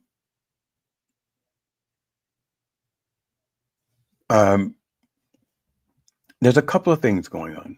I just got a message from America, the Costa. But it really, really does affect me. And sometimes that's when the heat comes out. Because I do everything without question. And guys, I'm gonna get in trouble for this one. Okay, well then save it for off camera. We can chat about it after the show. No, this is great. Okay, go for But we're going to chat anyway, because the only reason why I haven't spoken to you is because I didn't want to speak to you until today. You just know Because, me. I'm gonna step in front of the bus if I think you're gonna be stepping in front of the bus. So no. This no. Okay. This is with my family. So, I've only been on a play twice. The economic downturn and now, which really is an after effect of COVID, because I own my own business and it shut down because of COVID. So small businesses were really affected. I haven't worked in a year, but anyway, I digress. 2009, 2010. I have a brother who is about 15 years younger than me, so he feels more like a son. And we both ended up moving to Dallas, and his car broke down. Oh no. No, I had two cars. Oh, So I lucky said, you. take the Z4, the other BMW, because I had the 530 and the Z4. They were both gray. I would back them both into the driveway, into the garage, so you could see how they looked. Which one am I going to take today? But as you get fatter and older, the Z4 is kind of like it's a convertible. It's a two-seater. I said, take it. And then the market dropped, and I was about to lose my house. And I said to my brother, hey, why don't you move in with me? It's 4,000 square feet. You can have a whole upstairs. This is, by the way, guys, this is Dallas. So back then in Dallas, 4,000 square feet meant $10. Like, don't think it was a great, everything is huge in Dallas. And he said, let me think about it. So my house went into foreclosure. And because I asked him, because his lease was up, and he said, let me think about it. My car, the sedan, got repossessed. And I also had asked him at the time, well, if you don't move in with me, can you at least give me, help me with my monthly payment on my car? And instead, he just gave me my car back, the Z4. The brakes didn't work. The alignment was off. They'd already taken my 530, so he was going to have to give it back anyway. And it just killed me, because I will get on a plane. Well, not now, because I don't trust America in the skies. But Give me a couple weeks, I'm back on another one. but literally, he'd asked me one time, he said, I'm having a really bad day and I don't like it where I'm at. And I got him a ticket that same day and he was at my house the next.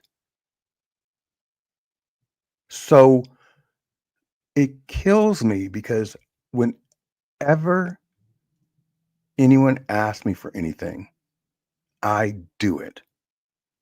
I don't ask them when they can pay it back. I don't ask them why they need it. I don't ask them what they're doing for themselves, unless they're using like a drug user or something like that. You know, no, I have it. I have extra. I have more than I need, and that's why I say I want to be. My life is thriving, and once you get into that thriving mindset, you can help more people. You can help more, and so we are conditioned sometimes to be selfless because we think it's selfish, but you can help a lot of other people. Anyway, that's why everybody out there, when I cut, it's because there's a reason for it.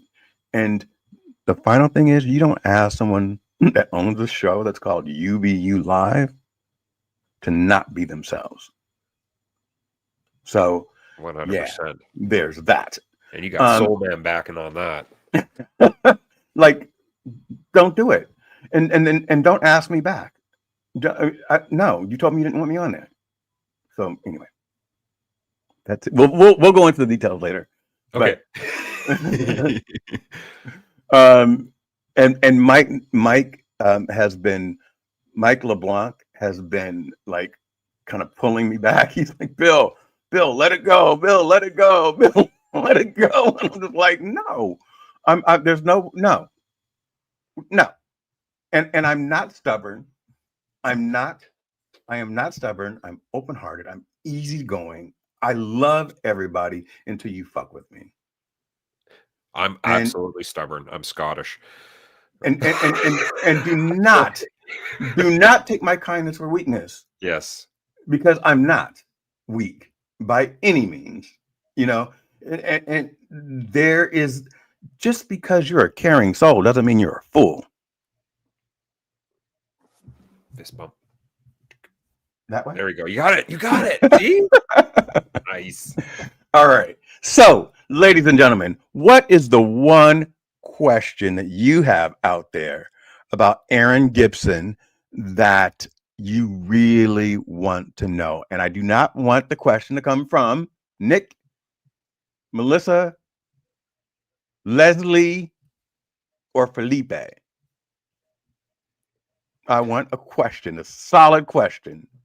There was actually, I think it was Mike actually earlier that asked. Mike's gonna Mike writes paragraphs. The other thing is I have that's it. Felipe saying let it go. Because he knows he's the other one. He's the other one who's like let it go. I'll write with you, Lauren. Is that Lauren from yesterday? Let's write about it. Yeah. That's Lauren. Lauren. It is. Yeah, from the book. Yeah. How are you doing, Lauren? I was worried about you. Did you check in on? Did you check in on? Absolutely, I check in on all my special guests. You after. never checked in on me after your show. We were talking right after the show, man. No, you scared me after the show. I called you up, and then you were shocked that I was calling you on the cell phone, and I was like, "Well, I need your number." Really? Yeah, it was literally like the next day. I always check up on every one of my special guests, especially if we've touched on something that's been triggering for them. And then, well, I don't remember we touching on anything that was triggering. No, we didn't touch on. That's why our check-in was very. I still checked in with you, but I didn't ask how you were doing because you already expressed how you were doing. How was I doing? You I hated myself. You were Bill, and I appreciate Bill. I hated myself on your show. I felt like I was so excited that I was garbling my words and I sounded drunk, and I wasn't. And the reason why I say that is because I've just admitted to my friend Gina Ballerin on my show that I think I'm an alcoholic. And so when I look at that, I'm like, was I drinking? Like, I don't think so. I just think I was super excited. But what fucked me up was, and y'all, if I was better at this stuff, I would show you. But this man said, I twerk. And then he said he didn't say it, but he That was did. Kenny D that said I twerk. No, you said it. You, my friend. And I have gone, yeah, and I was like, no, and then I You- yes. you kept I you kept cannot saying twerk. My butt don't work that way. no, but you don't understand. See, this is what I'm talking about, communication. See, he was talking, and Felipe, shut up. He was talking, and you said twerk, and then my mind got stuck on it. So when you when you replay the tape, I don't know what word you were trying to say, right? But maybe you were trying to say to work, To work was probably. and you said it super fast, and I heard twerk.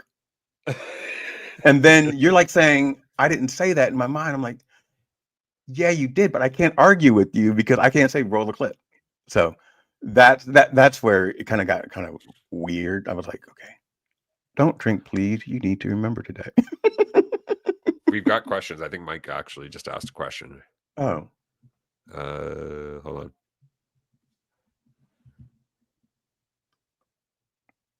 is that it? Did he? Yes. What? Oh, there it is. Yeah, perfect. Oh, you caught it. There we go. We're good. What am I most What am I most proud of in my creative endeavors?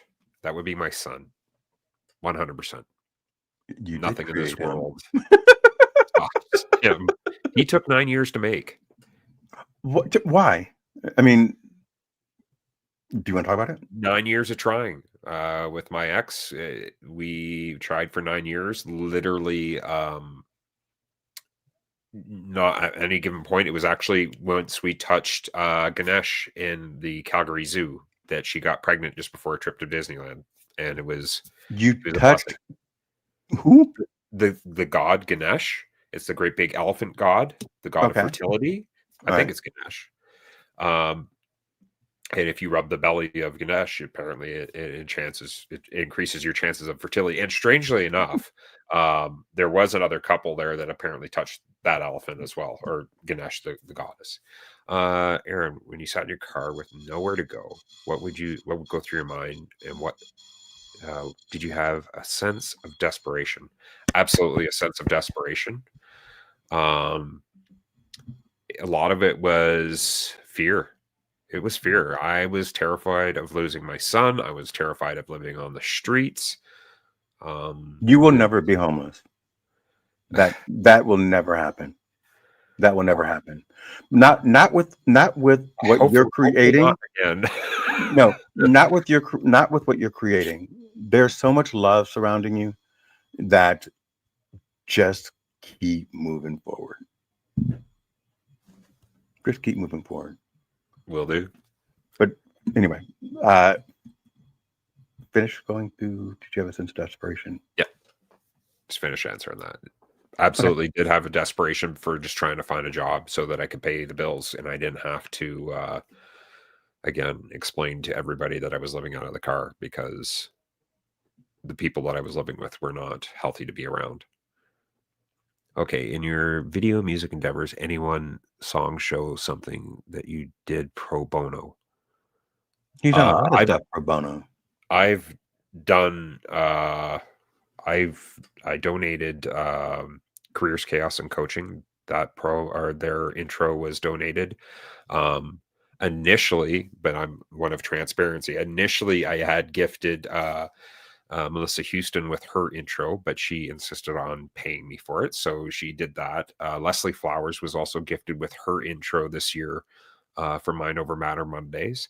And yeah, I've done quite a few pro bono events for people. I think I've donated, I think it was over $4,200 this year in pro bono work. So Yeah.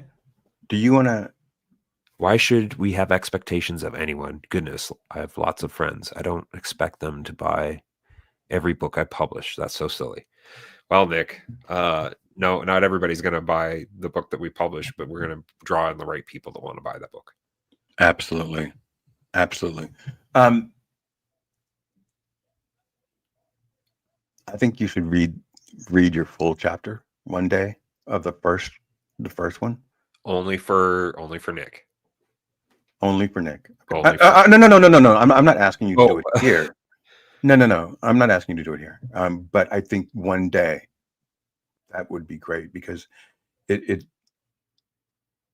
made, and I'm squirrel too, Nick. I'm getting all three. I just have been focused. Literally, I'm going to buy it now. How do I find it? It's on Amazon. The first And what one else? is a note to my family. I am your legacy. Hold on. Stop. I'm going to literally buy it right now. So everyone can buy it with me. So everyone, is it a QR code? Is there? Hold on. I think So it's we a started note. working on QR codes for the second book, or maybe it was the third book. I know. It's Aaron. It's okay. Stop. See, these are the things I mean that I have to say. I have to feel comfortable saying stop. Look, fine. I like the family. I know she's got a QR code somewhere. Maybe she could share that in the. I got it. All right, beautiful. The other thing to do is just also look up Guiding Brilliant Writers Publishing.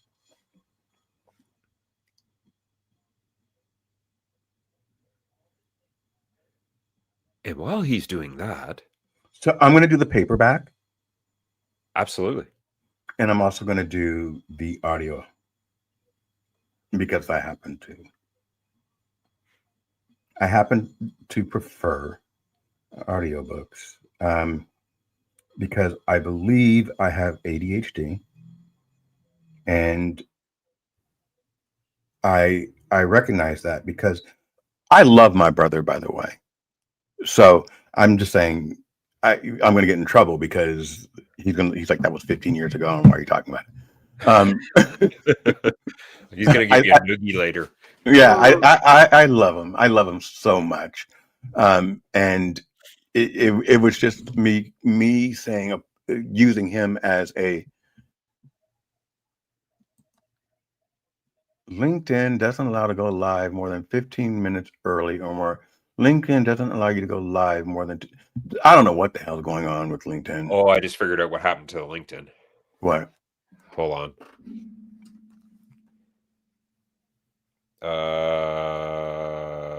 Give me 1 second here. No, the timing was correct. Yeah, no, that's not it. I know how to set up a show. Everything else is No, I know you know how to set up a show, but there's times when we had the time shift already. But sometimes I've put on a show on my stream when I've done it through StreamYard. It has actually changed the time on LinkedIn, and I don't know if it's a LinkedIn thing or StreamYard thing. So I'm just going to sit here and think that people are haters, but it was a good show. So challenges that I've had throughout my life. 21, I tried to commit suicide. That's why it's always welcome to see that 988 up. As I said, I've always felt disposable. So at 20, I left the house at 16. By 21, I felt abandoned. I felt like there was no one out there for me, and there was no one to depend on. So sleeping pills, Tylenol, and a bottle of vodka. And I woke up. The reason why I want to share this story, if you don't mind, is because when I woke up, my best friend Cedric Wiggins was sitting in a chair, asleep. His legs were hanging over one side of the chair because his butt was in the middle, right? Because it's a chair. So his legs are here, his head's like here, and his butt's in the middle. He's kind of sitting in the chair sideways. And I wake up and he says, "We were supposed to have a barbecue today." And that was the sweetest thing. He didn't say, "What's wrong with you?" He didn't say anything except for, "We were supposed to have a barbecue today." And he stayed with me the whole time. And feeling like you have no one to turn to is an isolating feeling. I've gone ahead and done so much with my life since then that I want to tell everyone out there that it's not worth it. Everything is a moment. Everything turns around. Do not be ashamed of your story. Tell it. Tell it, because you have lived through it. And your story will help somebody else. Your story will lift somebody else up. Your story will let you know that tomorrow will be, and I guarantee it, a better day. Yeah, that's it. Well said. Uh, That's what I gotta say. It was well said. huh? Mic drop. I said mic drop. Do you have your outro? Because I'd rather you stream it from your Give end. me a sec here. I can bring it. I can definitely bring it up for you. Thank you, sir. Give me this. Ladies and gentlemen, this has been one of the best days of my year. I'm very, very sincere when I say, Aaron, call me anytime. It does not need to be about this. It doesn't need to be about anything. That's why you got my bat phone number. But I'm not going to call you. I don't know how to do that. Okay, then I'll just awkwardly video chat you or video call you randomly. Yeah. Okay. Because here's the problem, right? For me, you're super busy. I have no job. I can call you because I'm like, so what you doing? And you're like, okay, what's this about? So I try to recognize that there's time differences for people, that people have jobs, that people, like, I think on Tuesday night, I was like, this is my last one and I'm dropping it. And you were like, thank you. It's my son night. And, this is going on and this is going on. And I don't think we talked again until today or yesterday. Yesterday morning. Yeah. Yeah. So, but I'm always here. And I always felt it. That's what's so weird about it. When you said that you're an empath, is I always I felt connected. Well, I know when to show up on YouTube when you were having a moment, didn't I? Well, it did not seem like it was a moment. I was just asking people. Like, I didn't sound crazy, right? No, you did not. No. So my daughter told me that I need to watch out because I'm going live more often on Substack, because she's like, I don't like to see my father running around with his hair in patches. You're looking insane. The other day, this is how fucked up people are. The other day, my daughter told me that from now on, she wants to see me on this show only in turtlenecks because my neck looks terrible. I'm just like, what? All right. So with much love, she loves me. With much she love loves me to death. To your daughter, this is you be you. And people appreciate seeing the real, authentic, genuine person behind you be you. So I appreciate that. Not everybody is looking for the same thing. If we're coming to you looking for authenticity, we're not worried about a turtleneck. Okay. Thank you, sir. And I do have a new show on Substack. It's called The Serenity and Bill Moment. And it's funny as hell. And Serenity, have you seen it? I haven't caught it yet. I've got some replays I've got to get through. No, you don't. Yes, you don't. No, I always go back and check out everybody's replay. Okay. Hashtag warning. But it's funny. And we did our first so I had to distract myself. So to get out of this, out of the the whirlwind of like what we're doing today, I just started creating like, hey, this is what we're gonna do. So she has a theme song, and it's I think it's gonna be dope because our perspectives are different, and it's a different show than my LinkedIn show. On Substack, it's raw, right, and different. So and also, Aaron, I warn you, don't repost everything, because sometimes my stuff okay, all right, my stuff is sometimes a little bit political, and I wanted to make sure that you knew that. Oh yeah, so, I take care of my family. Okay, all right. Thank you very much. This has been a joy, and I needed it. I needed it so much in this moment. And I would love to get back to our circle, our men's circle guys. I missed that. I've been totally drowned in this. So I owe Mike a call. Felipe, we're going to get this thing rolling. And I want to talk about ways that we can evolve both of our brands in different directions, heading towards the same place. Wait, Absolutely. no, on two different tracks, heading towards the same. Sharing the same message, man. Yeah, and whatever you need from me, I have tons of Soul Man assets that I just need to figure out how to. I just need to figure out how to get it to you. So I'm not as organized, so I need to figure, like, everything's like Soul Man, and we didn't use half of it. So just consider, like, I have thousands of different frames. Well, I surprised you with an extra promo, so you did, and I loved it. I loved it. I loved it. I love you, and I appreciate this moment and our friendship. So, with that said, we have 10 people hanging on. So we went from 400 to 10, and just recently, like, we're at the 2-hour mark. Yeah. And this, my friends, will get better and better and better. Maybe even a 3-way. Mike, no. That went south so fast. Like, holy sweet Mary, mother of pearl. No. No 3 ways. But Mike, you are a fantastic writer. And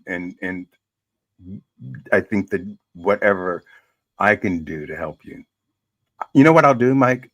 I will throw a live mic party featuring all of your music, and maybe if you get a really good collection together, you choose the collection, maybe that will be the next collaboration between me and Aaron. We won't be We'll just do what I call a mental health break episode.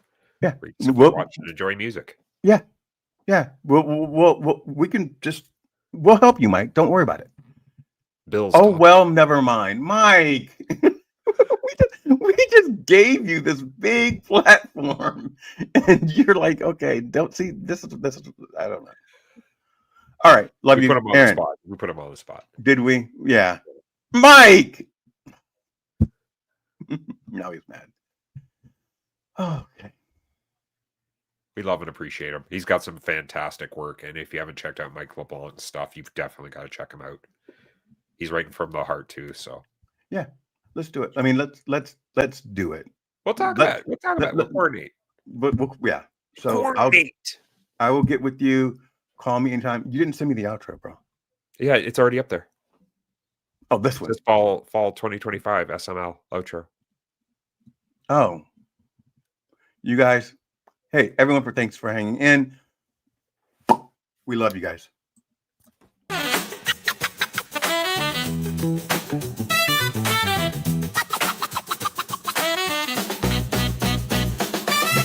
Soul Man, shining bright, lighting up the darkest night, helping those in silent fight, sending hugs big and tight. Shine your light, oh so bright, spread love, make it right. Soul Man, you ignite, open every heart, take flight. Spotlight on the broken soul, making wounded spirits whole, embracing all, making them whole. Your kindness, a shining gold. Shine your light, oh so bright, spread love, make it right. Soul Man, you ignite, open every heart, take flight.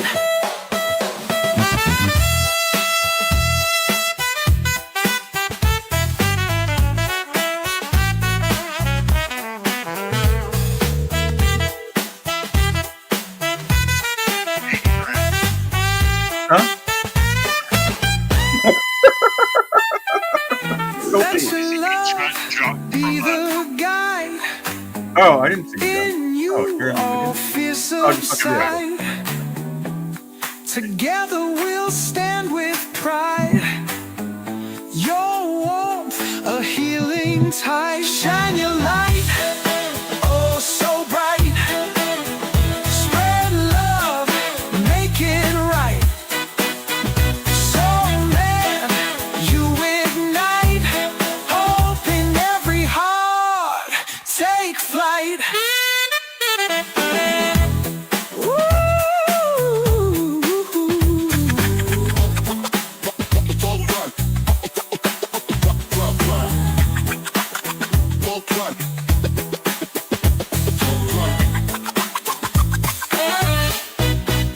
Let your love be the guide.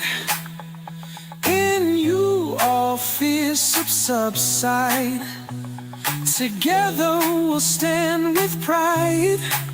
Your warmth, a healing tide. Shine your light, oh so bright. Spread love, make it right. So man, you ignite. Open every heart, take flight.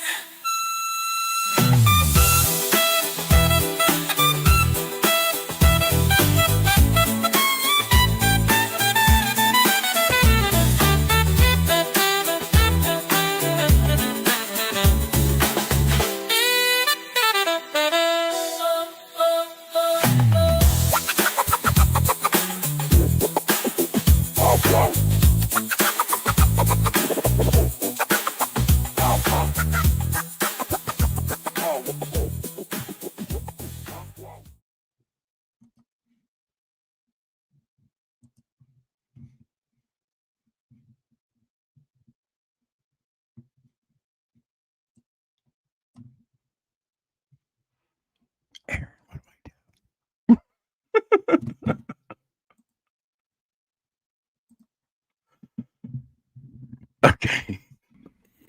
You gotta press the end live.